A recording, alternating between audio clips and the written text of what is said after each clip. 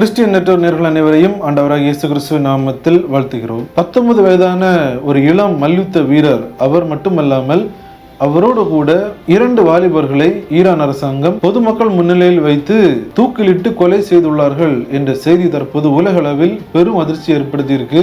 என்ன நடந்திருக்கிறது என்பதை இந்த வீடியோவில் முழுமையாக நம்ம பார்க்கலாம். அது மட்டுமல்லாமல் அமெரிக்க அதிபரான டொனால்ட் ட்ரம்ப் அவர்கள் ஒரு மிக முக்கியமான அறிவிப்பு ஒன்றை வெளியிட்டுள்ளார். தற்போது ஒரு அறிவிப்பை வெளியிட்டுள்ளார். மேலும் மீடியாக்களின் ஒரு தந்திரங்கள், அதாவது ஒரு ஆள் ஒரு விஷயம் சொல்றாங்கன்னா அதை மக்களிடம் கொண்டு சேர்க்காமல் ஒரு பொய்யான கருத்துக்களை அவங்க பகிர்ந்துட்டு வராங்க. குறிப்பாக நம்முடைய தமிழ்நாட்டில் உள்ள ஒரு ஊடகம் செய்த ஒரு விஷயத்தையும் இந்த வீடியோவில் நம்ம பார்க்க இருக்கிறோம். மிக முக்கியமான மற்றும் அதிர்ச்சி ஊட்டும் தகவல்கள் இந்த வீடியோவில் இருக்கு. இந்த வீடியோவை நீங்கள் பார்ப்பதோடு மட்டுமல்லாமல் உங்கள் நண்பர்களுக்கும் பகிர்ந்து கொள்ளுங்கள். வாங்க வீடியோக்குள்ள போலாம்.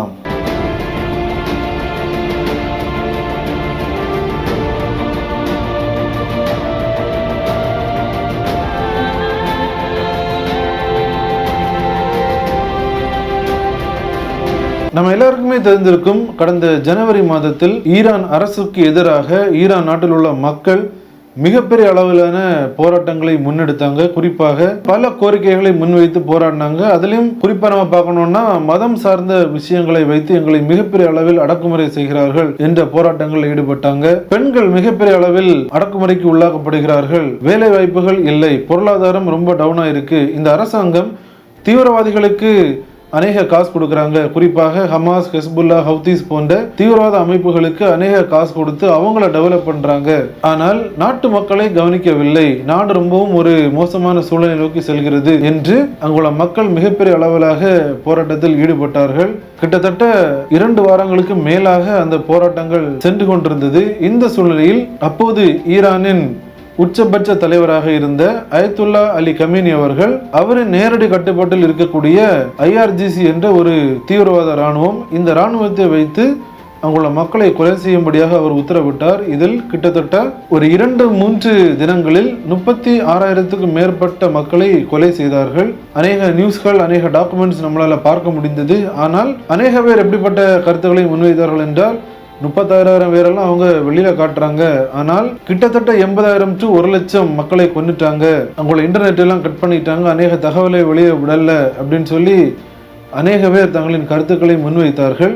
இதில் அநேக பேர் கொலை செய்யப்பட்டார்கள். ஆனால் அரசுக்கு எதிராக போராடிய அநேக மக்கள் கைது செய்யப்பட்டார்கள். மேலும் இதில் படுகாயமடைந்து மருத்துவமனையில் சிகிச்சை பெற்று வந்த அந்த மக்களை அந்த IRGC என்ற தீவிரவாத இராணுவம் மருத்துவமனைக்குள்ளாகவே நுழைந்து சுட்டு படுகொலை செய்ததையும், அங்கு அவர்களுக்கு மருத்துவம் பார்த்த செவிலியர்களை கொலை செய்ததும், கொலை செய்வதற்கு முன்பாக அவர்களை இழுத்து சென்று அவர்களை தவறாக நடத்திய செய்திகளையும் நம்ம பார்த்தோம். இந்த செய்திகள் உலகளவில் மிகப்பெரிய அதிர்வலைகளை ஏற்படுத்தியது. இப்படி அரசாங்கத்திற்கு எதிராக போராடியவர்களை கைது செய்யப்பட்ட அந்த வரிசையில் இந்த 19 வயதான மல்யுத்த வீரர் இவரும் இருந்திருக்கிறார். இளம் வீரர், தன்னுடைய நாட்டிற்காக உலக அரங்கில் வெற்றிகளை குவித்த ஒரு வீரர். இவரை கைது செய்தது ஈரான் அரசாங்கம். கைது செய்ததோடு மட்டுமல்லாமல் இவரும் இவரை சார்ந்த நபர்களும் காவல்துறையினரை கொலை செய்தார்கள் என்ற ஒரு குற்றச்சாட்டுகள் முன்வைக்கப்பட்டது. மேலும் கடவுளுக்கு எதிராக போர் செய்தார் என்ற ஒரு பகிரங்கமான குற்றச்சாட்டு மத ரீதியாக அவர் மீது வைக்கப்பட்டது. நல்லா யோசிங்க, ஈரானின் அந்த ரிஜிம் தலைவர்கள் நாட்டை கவனிக்க மாட்டாங்க, தீவிரவாதத்தை வளர்ப்பார்கள், தீவிரவாதிகளுக்கு எல்லா காசையும் கொட்டுவார்கள், அவர்களுக்கான ஆயுதங்கள் எல்லாவற்றையுமே கொடுப்பார்கள். ஆனால் மக்களுக்கான தேவைகளை பூர்த்தி செய்ய மாட்டார்கள். மக்கள் பொருளாதாரத்தில் வீக் ஆகிறாங்க. அது மட்டுமல்லாமல் மத ரீதியாக மக்களை துன்புறுத்துகிறார்கள். மத ரீதியான சட்டங்களை வைத்து பெண்களை மிகப்பெரிய அளவில் அங்கு அடக்குமுறைக்கு உள்ளாக்கப்படுகிறார்கள். இதையெல்லாம் எதிர்த்து அவர்கள் போர் செய்தார்கள் அல்லது அந்த அரசாங்கத்திற்கு எதிராக போராட்டத்தை நடத்தினார்கள் என்றால் அவர்கள் மீது என்ன பழி சுமத்துறாங்கன்னா கடவுளுக்கு எதிராக போர் செய்தார். அதாவது இந்த ஈரான்ல இருக்கக்கூடிய இந்த தலைவர்கள் இவர்கள் எல்லாருமே கடவுளை சார்ந்தவர்களாம். இவ்வளவு பெரிய தீவிரவாதத்தை உலகளவில் செய்கிற இவர்கள் கடவுளை சார்ந்தவர்களாம். இவர்களுக்கு எதிராக யாராவது போராடினாலோ அல்லது இவர்களுக்கு எதிரான காரியங்களில் ஈடுபட்டாலோ அவர்கள் கடவுளுக்கு எதிராக செயல்பட்டு விட்டார்கள் என்று சொல்லி அவர்கள் மீது மிகப்பெரிய ஒரு குற்றச்சாட்டை வைக்கிறாங்க. அதாவது ஈரான் போன்ற மத ரீதியான சட்டங்களை உள்ளடக்கிய நாடுகளில் கடவுளுக்கு எதிராக போர் செய்தார் என்ற அந்த சட்டம் மொஹாரப் என்று சொல்லப்படுகிற அந்த சட்டம், அந்த சட்டத்தின் கீழே ஒருத்தரை குற்றவாளியாக கருதினார்கள் என்றால் அவர் கொலை செய்யப்படக்கூடியவர். இதுதான் அந்த சட்டத்துடைய எண்ட். கடந்த 2 மாதங்களாக இந்த விசாரணை நடைபெற்றது. விசாரணையின் முடிவில் அவர்கள் 3 மரண தண்டனை விதிக்கப்பட்டது. இதன் காரணமாக கடந்த மார்ச் 19ஆம் தேதி ஈரானின் கியோம் என்று சொல்லப்படுகிற ஒரு இடத்தில் வைத்து பொதுமக்கள் முன்னிலையில் இந்த 3 பேரும் தூக்கிலிட்டு கொலை செய்யப்பட்டுள்ளார்கள். இந்த செய்தி உலகளவில் வெளியாகி உலகளவில் உள்ள மனித உரிமை ஆர்வலர்கள் மற்றும் மனித உரிமை அமைப்புகள் மிகப்பெரிய கண்டனங்களை எழுப்பினாங்க. அவர்கள் இந்த விஷயத்தை ஆராய்ந்த போது அங்குள்ள நீதித்துறை இந்த விவகாரத்தை சரியாக விசாரிக்கவில்லை என்பதும், அது மட்டுமல்லாமல் இந்த 3 பேரையும் அடித்து துன்புறுத்தி இந்த குற்றங்களை இவர்கள் செய்தார்கள் என்று ஒப்புக்கொள்ள வைத்தார்கள் என்றும் அநேக தகவல்களை வெளியிட்டிருக்கிறாங்க. ஆனால் ஈரானின் நீதித்துறை என்ன கூறியிருக்காங்க அப்படின்னா, எல்லா சட்டத்துக்கும் உட்பட்டுதான், அனைத்து சட்டத்துக்கும் உட்பட்டுதான் இந்த தண்டனை உங்களுக்கு கொடுக்கப்பட்டிருக்கு அப்படின்னு சொல்றாங்க.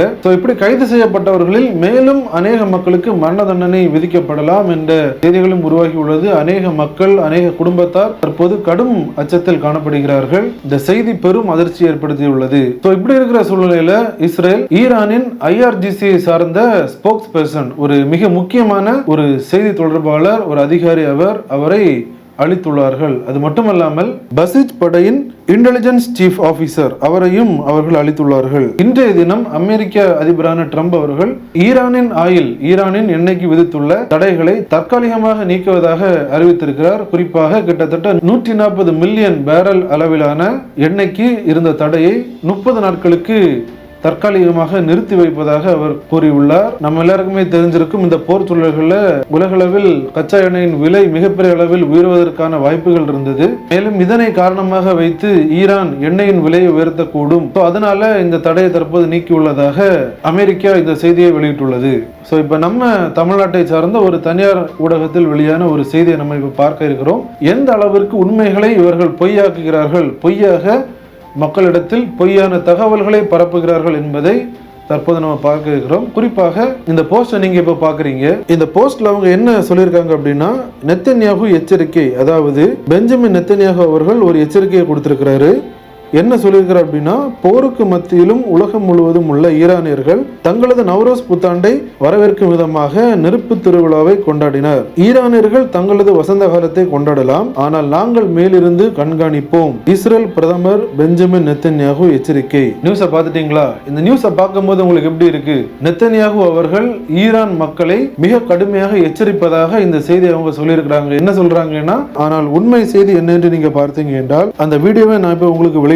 அந்த வீடியோவை நீங்க பார்த்தீங்கன்னா உங்களுக்கு மிக தெளிவாக புரியும். அதில் பெஞ்சமின் நெத்தன்யாகு அவர்கள் என்ன சொல்றாரு அப்படின்னா, இந்த வீடியோவில் அநேக உயர் அதிகாரிகள், அதாவது இஸ்ரேலின் டிஃபென்ஸ் மினிஸ்டர், மொசாடின் தலைவர், சீனியர் கமாண்டர்கள், விமானப்படையின் தலைவர், இவங்க எல்லாரோடும் இருந்துட்டு அவர் என்ன சொல்லுவார் அப்படின்னா, எங்களுடைய விமானம் தீவிரவாதிகள் எங்கெல்லாம் இருந்து செயல்படுகிறார்களோ அந்த இடங்களை குறிவைத்து தாக்கி அழிக்கிறது. குறிப்பாக தீவிரவாதிகளை அழித்து வருகிறோம். நாங்கள் இப்படி இந்த தீவிரவாதிகளை அழிப்பது அங்குள்ள மக்கள் தைரியமாகவும் சுதந்திரமாகவும் அவங்க நவ்ரூஸ் திருவிழாவை கொண்டாடுவதற்கு அது உதவி செய்கிறது. ஆகவே மக்கள் எல்லாரும் நீங்கள் அந்த திருவிழாவை கொண்டாடுங்கள், உங்கள் எல்லாருக்குமே நவ்ரூஸ் வாழ்த்துக்கள். இவை எல்லாவற்றையும் நாங்கள் மேலிருந்து கவனித்துக் கொண்டிருக்கிறோம் என்று இஸ்ரேல் பிரதமரான பெஞ்சமின் நெத்தன்யாகு அவர்கள் கூறுகிறார். அதை இப்ப நீங்க தெளிவா பார்க்கலாம்.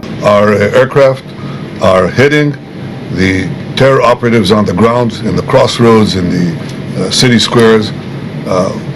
This is meant to enable the brave people of Iran to celebrate the festival of fire. So celebrate and happy Nowruz. We're watching from above. So இந்த நியூஸில் எந்த இடத்திலும் இஸ்ரேல் பிரதமர் அந்த மக்களை எச்சரிக்கவே இல்லை. மக்களை எச்சரிக்கும் விதமாக எந்த ஒரு ஸ்டேட்மெண்ட்டுமே அந்த நியூஸ்ல இல்லை. அவர் சொல்லுகிறது டைரக்டாக அங்குள்ள தீவிரவாதிகளை அவர் எச்சரிக்கிறார். தீவிரவாதிகளை அழிக்கிறோம், தீவிரவாதிகளுக்கு தான் அவர் சவால் விடுகிறார். ஆனால் நம்ம மீடியா என்ன சொல்றாங்கன்னா, அதாவது இஸ்ரேல் பிரதமர் அங்குள்ள மக்களுக்கு ஒரு கடுமையான எச்சரிக்கையை விடுவது போன்ற ஒரு ஸ்டேட்மெண்ட்டை இவங்க நியூஸா போட்டிருக்கிறாங்க. இதுதான் மீடியாஸ் பண்றாங்க. இவங்க மட்டும் இல்ல, உலக அளவில் இப்படிப்பட்ட பொய்களை தான் மீடியாக்கள் வழியாக இருந்து பரப்புகிறார்கள். தீவிரவாதிகளை இஸ்ரேலுக்கு ஆதரவாக தான் எல்லா ஊடகங்களுமே செய்திகள் வெளியிட்டு வருகிறது. மேலும் இஸ்ரேல் பிரதமரான பெஞ்சமின் நெத்தன்யாகு அவர்கள் ஒரு சில காரியங்கள் பேசி உள்ள ஒரு சின்ன சின்ன கிளிப்ஸ் பரப்பிட்டு வராங்க. அதனுடைய உண்மை தன்மைகளும் தேவைப்பட்டால் நம்முடைய சேனல் நம்ம பேசலாம். இந்த நியூஸஸ் எல்லாம் பார்க்கிற நம்ம கண்டிப்பாக ஈரானில் உள்ள மக்களுக்கு ஜெபிக்க வேண்டியது மிகவும் அவசியமாக இருக்கிறது. தங்களுடைய உரிமைக்காக போராடிய ஒரே ஒரு காரணத்தினால் அங்க உள்ள அந்த அரசாங்கம் அங்குள்ள மக்களை கொன்று குவித்தது. தற்போது கைது செய்யப்பட்டவர்களையும் கொலை செய்வதற்கான அனைத்து திட்டங்களையும் அவங்க திட்டிட்டு வராங்க. அந்த வகையில் தான் தற்போது இந்த 19 வயதான மல்யுத்த வீரர் அந்த வாலிபனையும் தூக்கிலிட்டு கொலை செய்துள்ளார்கள். அங்குள்ள மக்கள் மிகவும் பரிதாபமான ஒரு சூழ்நிலையில் காணப்பட்டு வருகிறார்கள். அது மட்டுமல்லாமல் உலகளவில் மிகப்பெரிய ஒரு பதற்றமான சூழ்நிலைகள் தற்போது உருவாகி கொண்டிருக்கிறது. குறிப்பாக கல்ஃப் கண்ட்ரீஸில் வாழுகின்ற நம்மளுடைய சொந்தங்கள் எல்லாருக்குமாக நம்ம ஜெபிக்க வேண்டியது அவசியமாக இருக்கிறது. தற்போது நடைபெற்றுள்ள இப்படிப்பட்ட முக்கியமான செய்திகளை ஒரு அப்டேட்டாக உங்கள் முன்பாக கொண்டு வந்திருக்கிறோம். இதனை பார்க்கிற நீங்கள் எல்லாரும் இந்த செய்திகளை அநேக மக்களுக்கு பகிர்ந்து கொள்ளுங்கள். அநேக மக்கள் இதனை பார்த்து ஜெபிப்பதற்கு அது ஏதுவாக இருக்கும். மீண்டும் இன்னொரு அப்டேட்டில் உங்களை சந்திக்கிறேன். தேவன் தாமே உங்கள் அனைவரையும் ஆசீர்வதிப்பாராக. ஆமென்.